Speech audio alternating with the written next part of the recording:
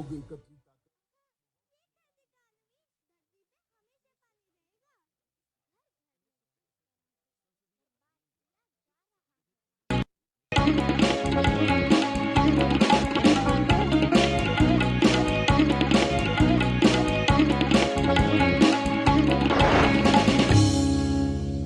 संगच्छध्वं संवदध्वं संवो मनांसि जानताम् देवा भागं यथा पूर्वे संजानाना उपासते समानो मंत्रः समितिः समानी समानं मनः सह चित्तमेषाम् समानं मंत्रम अभिमन्त्रयेवः समानेन वो हविषा जुहोमि। दर्शकाः नमस्काराः। वार्तावल्याः नवाङ्कम् आदाय पुनः आगताः वयम्। अहमस्मि लता।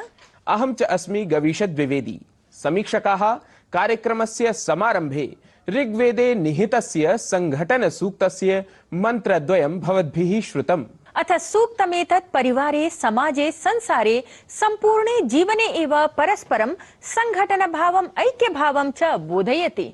अत एव तु ऐक्य मनसा चिन्तितम् एकत्वभावद्योतकं कार्यं सदैव सफलतां समधिगच्छति। सत्यं ब्रवीति। समीक्षकाः एतादृशैः ज्ञानप्रदैः आचर्यमाणैः विचारैः विस्तृतमस्ति भारतीयं संस्कृतं साहित्यम्। आयान्तु तावत् अद्यतनाङ्कस्य शुभारम्भं ऋग्वेदे उद्धृतेन सुवचन संवलितेन सुभाषितेन एव कुर्मः।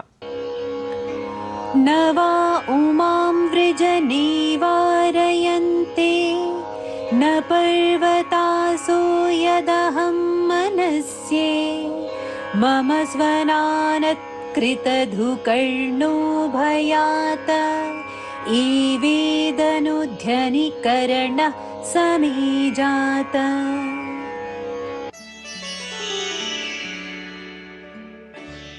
आपके आत्मविश्वास की शक्ति गहन है। कोई भी शरीर आपके आत्मनिर्णय को कुचल नहीं सकता। बड़े पहाड़ के आकार की बड़ी बाधाएं भी आपके मार्ग में बाधा नहीं डाल सकती। आप सूर्य से अधिक शक्तिशाली हैं, बशर्ते आपके पास आत्मा या इच्छा शक्ति हो।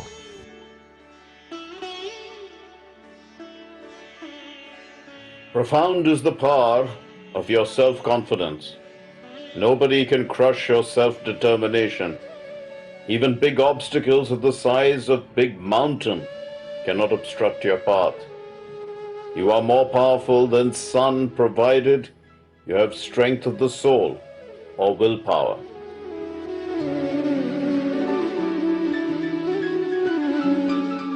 आत्मशक्ति बलेन इच्छा शक्ति बलेन वा सकलमपि कार्यं सिद्ध्यति इत्येव शिक्षयति अद्यतनः सुभाषित संदेशः।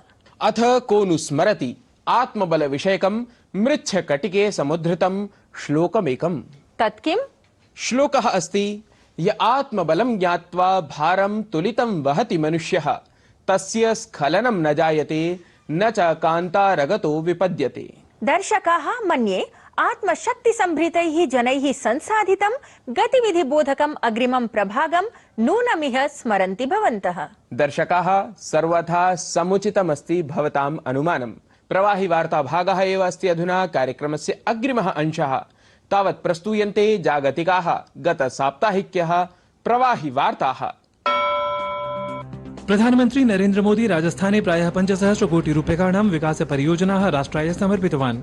तावत् मध्यप्रदेशे प्रधानमन्त्रिणा सार्ध 12,000 कोट्यधिक मुद्रायाः विभिन्नानां विकास परियोजनानां शिलान्यासोद्घाटनं विहितम्। अत्रान्तरे मध्यप्रदेशस्य युवानः राज्यस्य विकास यात्रायाः सततं प्रवर्तनाय तेन परामृष्टाः। प्रधानमन्त्रिणा नरेंद्र मोदिनः अध्यक्षतायां केन्द्रीय मन्त्रिमण्डलेन उज्ज्वला योजनायाः लाभार्थिभ्यः एलपीजी इति वातीन्धनमूल्ये 100 रूप्यकाणाम् अल्पतापरम् अर्थसहायता प्रदानं निर्णीतम्। केन्द्रीय मन्त्री अनुराग सिंह ठाकुरः उक्तवान् रक्षाबन्धन पर्वणि अपि वातीन्धनमूल्येषु 200 रूप्यकाणां न्यूनता कृता आसीत्। इत्थम् उज्ज्वला योजनायाः लाभार्थिभ्यः प्रदीयमाना अर्थसहायता साम्प्रतं यावत् आहत्य 300 रूप्यकात्मिका अभवत्।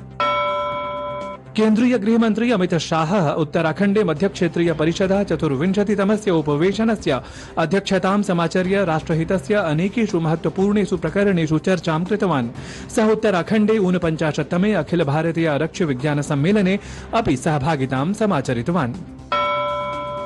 वित्तमन्त्री पदासीनायाः निर्मला सीतारमण वर्यायाः अध्यक्षतायां नवदिल्ल्यां वस्तुसेवाकर परिषदः 52तमम् उपवेशनम् आयोजितं गतम्, यत्र वस्तुसेवाकर सम्बद्धेषु विषयेषु अनेके महत्वपूर्णाः निर्णयाः विहिताः।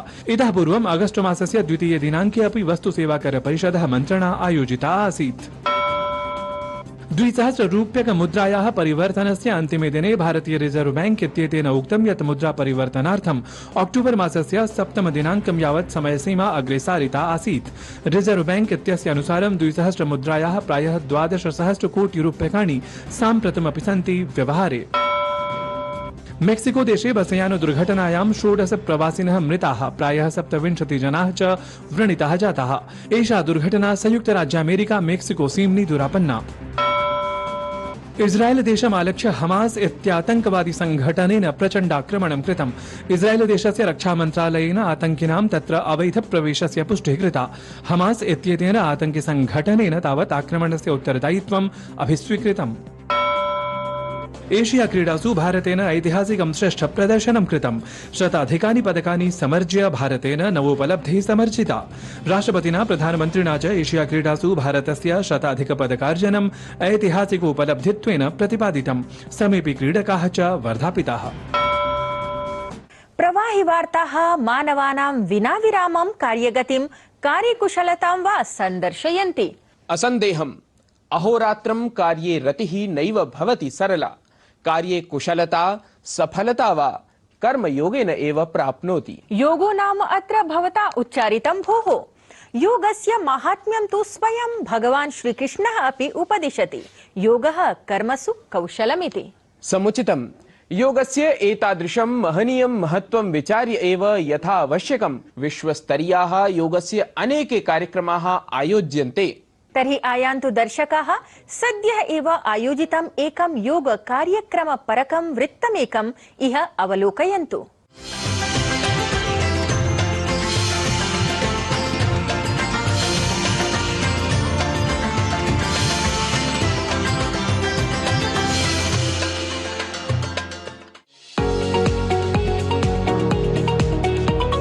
वसुधैव कुटुम्बकम् इत्येषः भारतीय संस्कृतेः मानवतायाः च सिद्धान्तः अस्ति।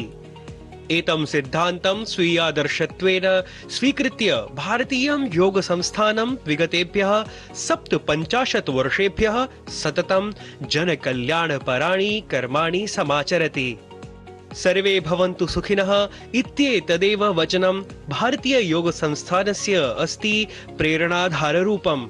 भारतीय योग संस्थानेन समये समये जनहितपरकाः अनेके योग कार्यक्रमाः समायोज्यन्ते। अत्रैव क्रमे तावत् एतेन भारतीय योग संस्थानेन अक्टोबर् मासस्य 2 दिनाङ्के दिल्ली स्थिते छत्रसाल क्रीडाङ्गणे स्वीयः 57तमः योग दिवस समारोहः आयोजितः, यस्मिन् 10,000 योग साधकाः सहभागितां समाचर्य सममेव योगं कृतवन्तः। भारतीय योग संस्थानस्य स्थापना स्वर्गीय श्रीलाल प्रकाशेन भारतीय संस्कृतेः संरक्षणार्थं संवर्धनार्थं च कृतासीत्।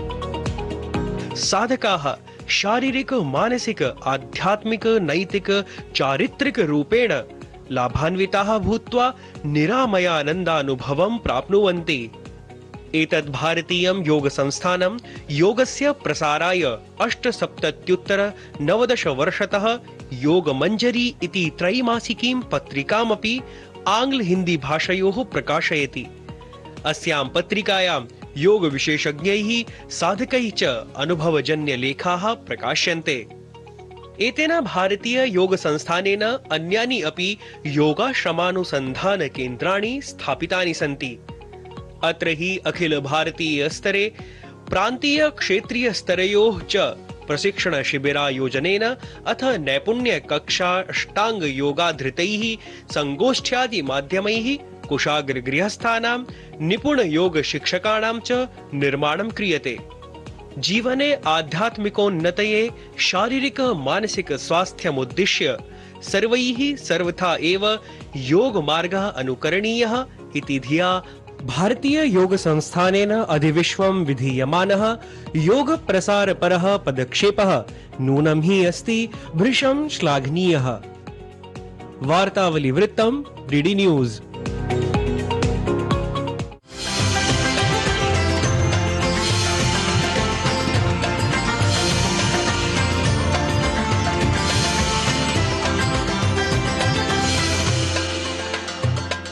उत्तमं वृत्तं दर्शकाः साम्प्रतम् अग्रे सरामः पुनरपि आकर्षकं ज्ञान विज्ञान संवलितं प्रेरणाप्रदं क्रमं च अत्र प्रस्तुमः।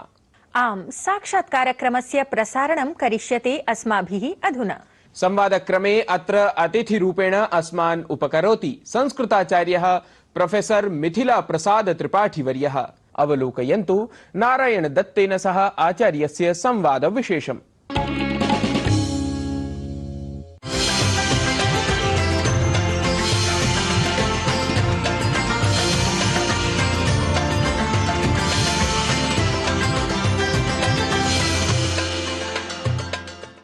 अद्य दृष्ट्या वयं स्मः इन्दोरनगरे, यत्र अस्मत्समक्षं राजन्ते आचार्य मिथिला प्रसाद त्रिपाठिनः, ये साहित्यापरपर्यायभूताः अपि सन्ति। आचार्याः नमो नमः। साहित्यापरपर्यायभूतः भवान्, वस्तुतः साहित्यं प्रति भवदीयं योगदानं यदस्ति तद् नूनं प्रशंसार्हं, सर्वे प्रशंसन्ति। देशे येऽपि संस्कृतविद्वांसः साहित्यविद्वांसः ये सन्ति तेषु भवान् नूनम् अग्रगण्यः। तर्हि आदौ अहम् एतदेव ज्ञातुकामः यत् कथमिव साहित्ये भवदीयं योगदानम् अस्ति, तत्र विशेषता का अस्ति, सामान्यदर्शकान् कृपया भवन्मुखादेव ज्ञापयतु इति। साहित्यं जीवने अत्यन्तम् आवश्यकम् अस्ति। कस्यापि नेतुः चरित्रम् आलम्ब्य यदा वर्णनं भवति तदा समग्रस्य समाजस्य वर्णनं भवति। समाजे ये जनाः निवसन्ति, सम्यक् अधीताः, ये अनधीताः सन्ति, साक्षराः निरक्षराः, तेषां स्त्रियः वा सर्वेषां तत्र अवगमनं भवति। तेन समाजस्य व्यवहारज्ञानं भवति। मम मनसि अध्ययनकालतः एव समेषां साहित्यिकानां प्रभावः वरीवर्ति स्म। यं कमपि श्लोकम् अहं पठामि तस्मिन् श्लोके छन्दोदृष्ट्या, तस्य कथनदृष्ट्या, प्रयोगदृष्ट्या बहु प्रभावः मम मनसि समभूत्। अतएव मम मनसि यदा कदा एवं उत्पन्ना भवति कथं न छन्दोबन्धलेखनं करणीयं। साहित्याचार्य परीक्षायां मया अन्तिमं प्रश्नपत्रं तावत् छन्दोबद्धमेव लिखितमासीत्। अतएव बाल्यकालेदेव आकर्षणम् आसीदेव राघवीयम् इति महाकाव्यम् 31 सर्गमितं मन्ये 48 चतुस्सहस्र इतोपि 800 अधिकं श्लोकाः तत् सन्ति। अथापि 31 विध छन्दसां प्रयोगः तत्र अस्ति।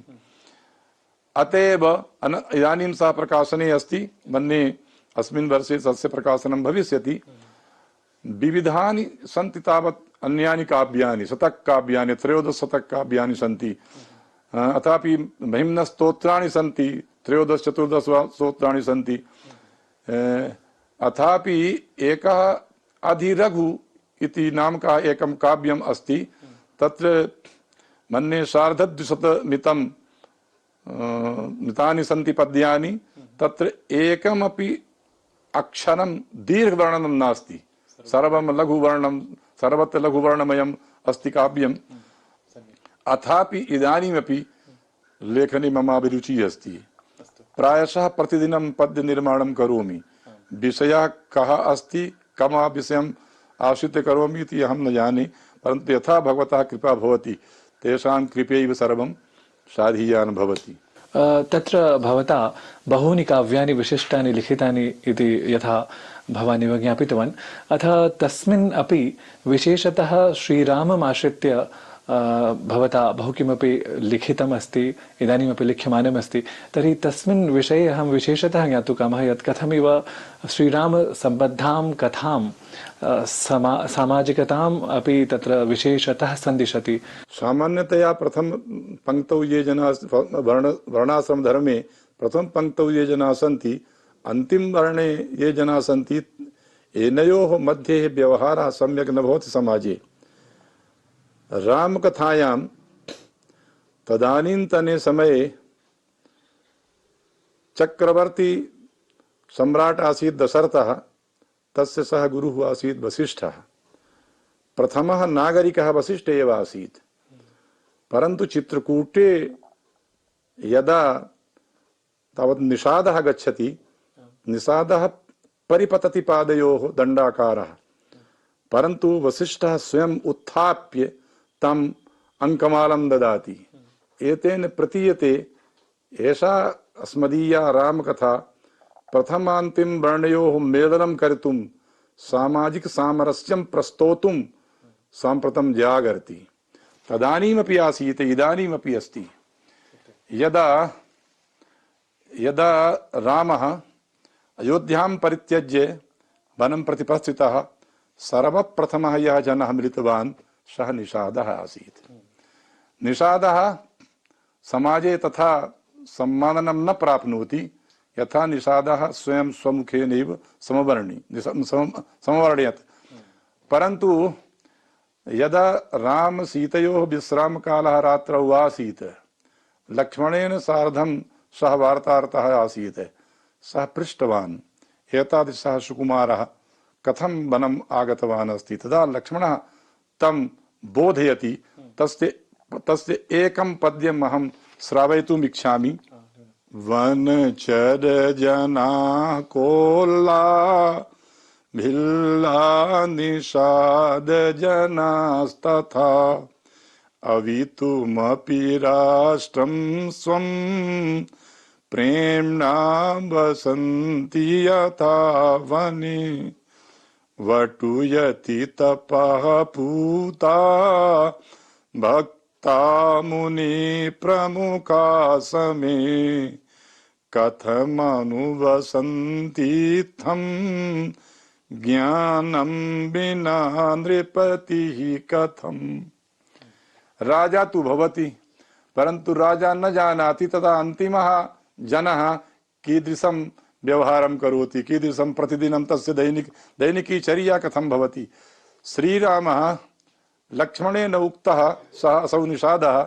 श्रीरामः रामराज्यस्थापनायाः पूर्वं सर्वत्र गत्वा जनं जनं गत्वा तेषां सुखं दुःखं परिचिनोति, येन तेषां दुःखापनोदनं कृत्वा सुखस्य स्थापनं तत्र भवेत्। सामाजिकी समरसता यदि न भविष्यति तदा रामराज्यस्य स्थापना न भविष्यति। रामराज्यस्य स्थापनायाः उद्देश्यं स्वीकृत्य भगवता श्रीरामस्य वनवास यात्रा जाता। साहित्यं वस्तुतः युगानुसारं विविधायते। नाम अत एव तत्र बहूनि काव्यानि तत्र घटनाक्रमाधारेण विविधायन्ते काव्यानि अपि।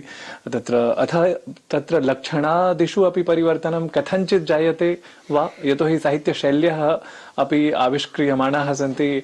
संस्कृतसाहित्ये अपि हाइकु, सोनेट् इत्यादीनां प्रभावः दरीदृश्यमानः अस्ति। तर्हि एतस्मिन् विषये भवतां किं मतं? परन्तु कविर् यदा वर्णनं करोति तदा शिवाय करोति वर्णनं, सुन्दररीत्या वर्णनं करोति। इतोपि मम मतम् अस्ति, यदि तत्र रसः न भविष्यति तदा काव्यं काव्यं न भविष्यति। यतोहि रस एव तद्ब्रह्म अस्ति। रसो वैशः यं लब्ध्वा आनन्दी भवति, यदुक्तम् अस्ति तदेव सम्यक् अस्ति। यतोहि रसस्य परिभाषा केनापि न दत्ता इति मम मतम्। यतोहि भरताचार्यः अपि कहति विभावानुभाव व्यभिचारि संयोगात् रसनिष्पत्तिः। रसः कः? रसः कस्मात्? सः कथयति रसः आस्वाद्यत्वात्। तत्तु रसः किमस्ति तदेव स्मर्यते। रसो वैशः, रसस्य व्याख्या नास्ति। रसः आनन्दः। आनन्दस्य उत्पत्तिः केन भवति? यदि सोनेट् द्वारा भवति, यद्वा ये या रचना क्रियन्ते ताभिः भवति, तत्तु भवतु नाम। जनाः सोनेट् हाइकु इत्यादि कवितां स्मरन्ति न वा स्मरन्ति, परंतु एतेषां कवीनां छंदो वैविध्ययुक्तानां कवितानां स्मरणं सर्वेषां संस्कृतज्ञानां मुखे वरीवर्ति एव। आचार्य, यथा गोकुलनाथोपाध्यायेन अपि दोहा चौपाई इत्येषां छन्दसाम् अनुकरणं कृतं। तत् दोहा चौपाई कवित्त सवैया यत् हिंदी छन्दांसि सन्ति तेषां छन्दसाम् अनुकरणं तु शोभते एव। तथैव वैदेशिकानामपि स्यात्। वैदेशिकानां छन्दः तु वैदेशिकानां कृते भवतु, तेषामेव सुखाय भविष्यति। मम तु एवमेव प्रतिभाति, संस्कृतस्य चेत् विद्वान् भवति, कविर्भवति, तावत् तान् अनुसृत्य एव करोतु। ये नवीनां पद्धतिम् अनुसृत्य कुर्वन्तु नाम भवन्तु ते प्रसन्नाः। परन्तु अस्माकं परम्परायाः पालनं यावत् छन्दो विधानं न भवति तावत् तस्य पालनं न भविष्यति। एकाक्षरात् आरभ्य न जाने 30 अक्षराणि भवन्ति, तावत् छन्दसां निर्माणं तदानीं भवति स्म। इदानीं अनेकेषां छन्दसां निर्माणमेव न भवति। आचार्य, वस्तुतः पाण्डित्य परम्परायाः अन्वयनं प्रदेशतः नाम प्रदेशम् उद्दिश्य क्रियते। यथा काशी पाण्डित्य परम्परा अस्ति, जयपुर पाण्डित्य परम्परा अस्ति, तथैव दक्षिणेषु अपि तत्र क्षेत्रेषु अस्ति एव। तथैव अद्य वयम् मध्यप्रदेशे स्मः। तर्हि मध्यप्रदेशेपि नाम यथा संस्थादीनां नामानि कालिदासम् आश्रित्य, पाणिनिं, पतञ्जलिं च आश्रित्य एवं तत्र मया आलक्ष्यमाणानि सन्ति संस्थानानां नामानि। तर्हि पाण्डित्य परम्परां मध्यप्रदेशगताम् अहं वस्तुतः ज्ञातुकामः। पूर्वं तु मध्यप्रदेशे एतादृशी परम्परा आसीत्। तावत् मध्यप्रदेशस्य पूर्वोत्तरभागे रेवा जिला वर्तते, रेवा मण्डलम् अस्ति। तत्र महाराजः विश्वनाथ सिंहः आसन्। वाल्मीकि रामायणस्य तात्पर्यतरणि संदर्भ नाम्नी एका टीका वर्तते, जो इदानीं विलुप्तप्राया वर्तते। तस्य रस संप्रदायम् आश्रित्य तस्य व्याख्यानम् अस्ति समग्रम्। अथ च राधा वल्लभीय मत प्रवर्तक ब्रह्मसूत्र भाष्यं तेन लिखितं। तत्र यावत् काल पर्यन्तं गोपी भावस्य प्राप्तिर्न भवति तावत् काल पर्यन्तं श्रीराम मंत्रस्य पात्रतैव न भवति इति तावत् संहिता ग्रन्थानाम् उद्धरणं दत्वा तैः प्रतिपादितम्। यदि भगवतः कृपा स्यात्, सर्वकारः अपि चिन्तयेत्, एतादृशान् विदुषः तत्र आगत्य स्थापयेत्, तदा तु किञ्चित् भविष्यति मध्यप्रदेशस्यापि कल्याणम्। आचार्य, अत्र भवता वार्तावल्याः साक्षात्कारक्रमाय विशिष्टः समयः स्वकीयः दत्तः। तदर्थम् अहम् अत्र भवते पुनरपि धन्यवादान् समर्पयामि, अथ पुनर्नौमि। नमो नमः। वार्तावली एवं विधं कार्यं करोति इति तु तस्याः कृतेपि आभारं व्यनज्मि। अस्तु अस्तु, पुनरपि नौमि।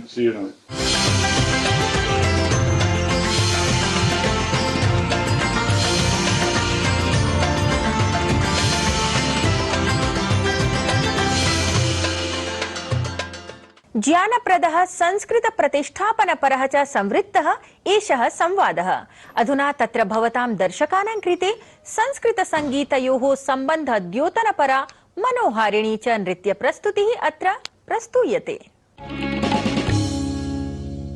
प्रसीद प्रसीद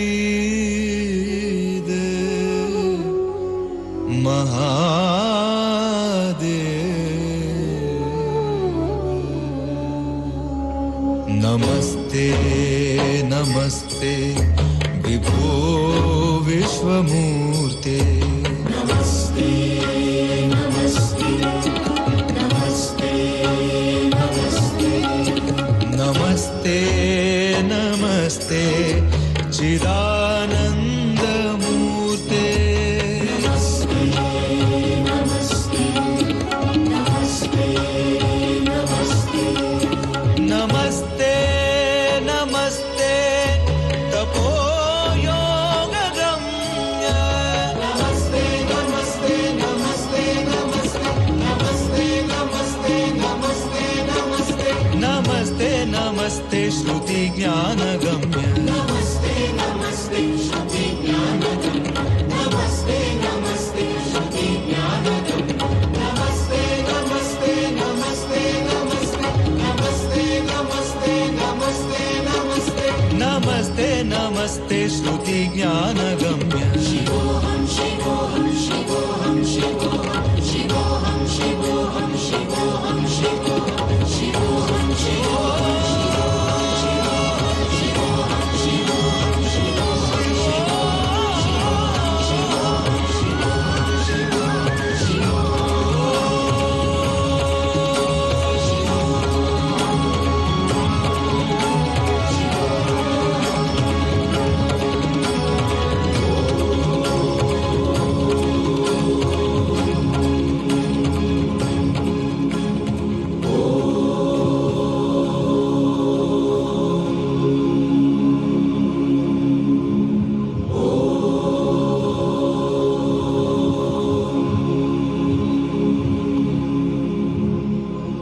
सुमधुरं संगीतं दर्शकाः संस्कृत संगीतम् एतत् आस्वादयन्तः तत्र भवन्तः कार्यक्रमस्य विषये भवतां प्रतिक्रियाः अपि अवश्यं प्रेषयन्तु। तावत् अद्यतने अंके अधुना विरामं संघोषयन्तः अत्रैव विरमामः। नमामः च वयं पुनरागमनाय नमो नमः। गिरीशं गणेशं गले नीलवर्णं गिरीशं गणेशं गले नीलवर्णं गवेन्द्राधिरूढं गणातीतरूपं गवेन्द्राधिरूढं गणातीतरूपं भवं भास्वरं भस्मनाभूषिताङ्गं भवानी कलत्रं भजे पञ्चवक्त्रं भवानी कलत्रं भजे पञ्चवक्त्रं भवानी कलत्रं भजे पञ्चवक्त्रम्